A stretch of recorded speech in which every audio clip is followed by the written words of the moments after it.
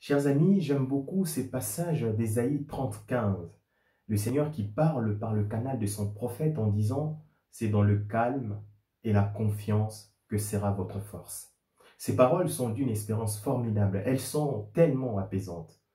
Vous savez, la nature humaine est faite de telle sorte que lorsque nous sommes face à une situation désespérante, notre premier réflexe, très souvent, est de réagir vite, sans attendre. Et nous sommes nombreux, moi le premier, dans ce genre de situation, à ne pas prendre du temps dans la réflexion avant de poser un acte. Quand on réagit vite, dans la précipitation, et ça n'est un secret de polichinelle, on manque de discernement. C'est comme si notre lucidité n'était plus en fonction. Or, justement, ce n'est pas de cette manière-là que nous devons réagir.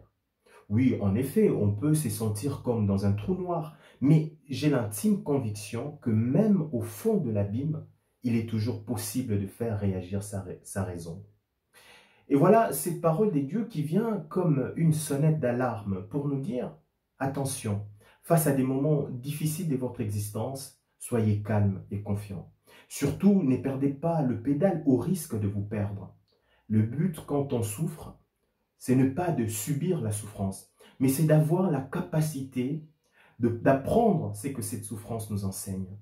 Pour cela, il faut faire un choix, un bon choix. Et ce bon choix réside dans ces deux mots magiques, le calme et la confiance. Au sein d'un monde qui ne nous donne plus des raisons d'espérer, tournons-nous vers les promesses immuables du Dieu de Jésus-Christ.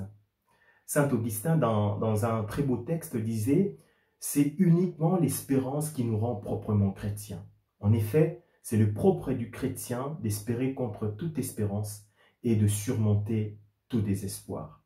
Alors, ne nous agitons plus, soyons calmes et confiants et avançons avec notre Seigneur. Amen.